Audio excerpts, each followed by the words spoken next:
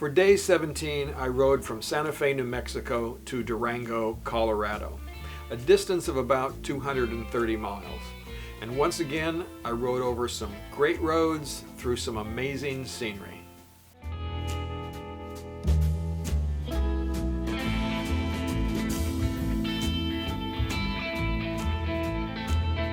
In Durango, Colorado, I was meeting several other riders, both from Colorado and from Canada. And they were coming in to go to Mesa Verde National Park with me the following day, and then basically just hang out for a while.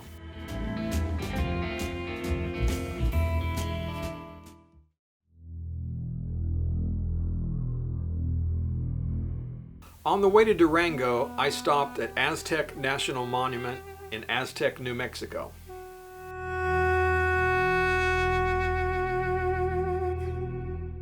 Contrary to what the name implies, these ruins were not built by the Aztecs. The name comes from 19th century American settlers who mistakenly attributed the structures to the Aztecs. The ruins were actually built by the Pueblo Indians almost 1,000 years ago. Aztec Ruins National Monument was an unexpected surprise for me. I found it very interesting to walk through the ruins and think about the community of people who built these structures more than 900 years ago.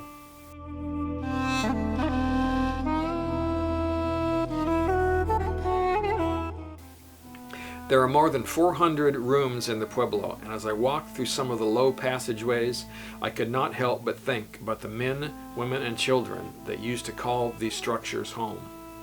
Almost 1,000 years ago, they built these walls and ceilings by hand, without the benefits of the machines we have today. But even though we have made great strides in technology, I think we have not progressed very far from the same basic needs that the Pueblo Indians had: food, shelter, family, and societal interdependence. We are not very much different from the ancient people that once walked these stone paths.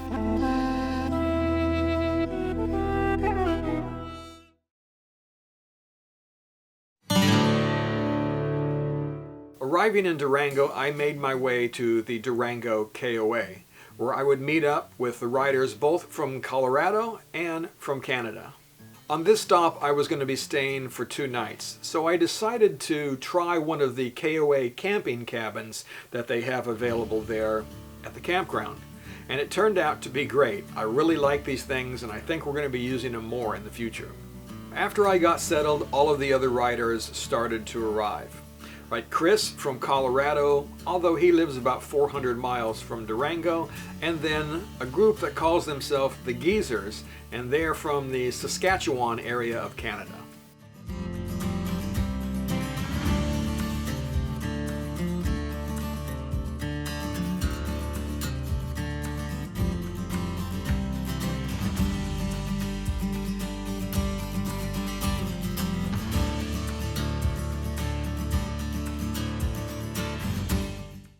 Oh, probably sometime around the late 80s, I got a Yamaha 650 Midnight Special, and rode that. That's the one I actually I crashed when I was about 20 years old, and after I had that repaired, I sold it, and I didn't get back into motorcycling again until almost 2014. Actually, it was 2014.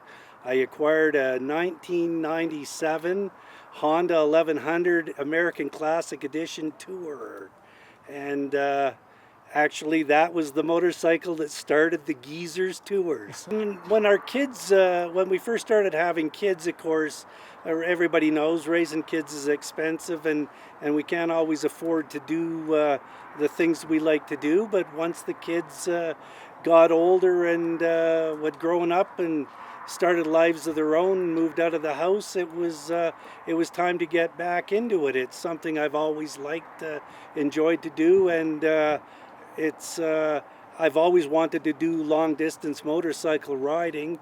Unfortunately, it's one of those things not a lot of people are interested in doing, and I found the right riding partner that liked to do it, and so the time was right to get back into it. It's the seeing the new things. I love the scenery. Um, I like the people I meet, but to me, it's about the scenery. It's about the experience. It's about getting back to nature, and it fuels the soul.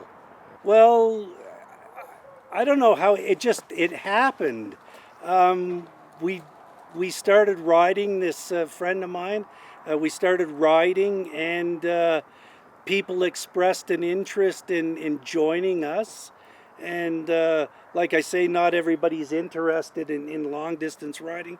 So we told them exactly what we were about, what the expectations should be, and wanted to make sure that they were interested too in doing long distance riding. Some are, some aren't. With the exception of one or two individuals, nobody's actually joined us for a second trip.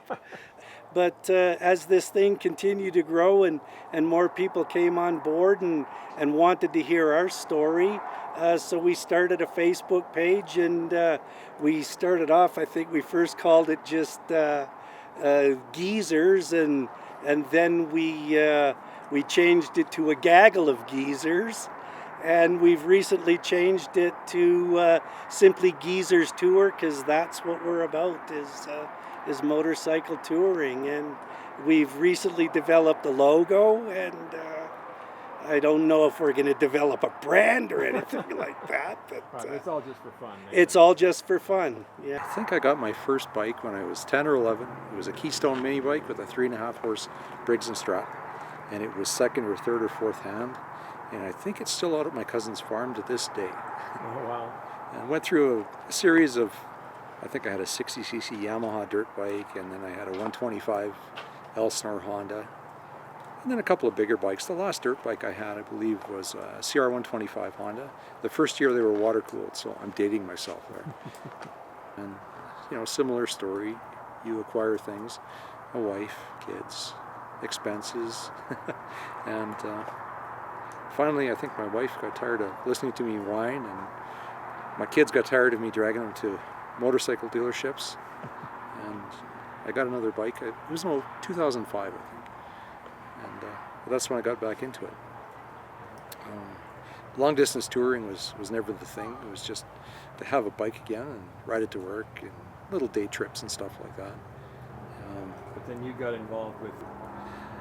Yeah, I moved down to southern Saskatchewan, and I was at the point, after going through a couple of different bikes, I had my bike up for sale at the time, and my friend Lou put an offer in on a bike as a joke, and the guy sold it to him, and we decided, hey, let's do a trip. And that was the first Geezer Tour, and I think the name, it kind of came from my wife, and that she was joking about a couple of geezers going on a bike ride. Like, what did we think we were doing? And it just sort of stuck. Yeah. It's all about the people. It doesn't matter where you go, and you see all kinds. You see the folks in their homemade trikes with a Chevy V8 in it that have a really neat story to tell. And we talked to one guy at the top of the Beartooth Pass, and he was a biker for Jesus or something. But really, neat story that the guy had, and that was the thing he loved about life, was getting out on his trike and with his new wife and enjoying it. And I think he was well into his 60s. You see a Harley Davidson, and these two people walk out, and they're they've got vests and patches on. There's a little trailer behind the bike, and they open the lid, and about 5 chihuahuas pop out. That was somewhere in Montana, and you meet the nicest people, and you can't tell a book by its cover, and that's what I find with people you meet on the road. It's great to see the scenery and everything, and I travel to different places, but mostly it's the people.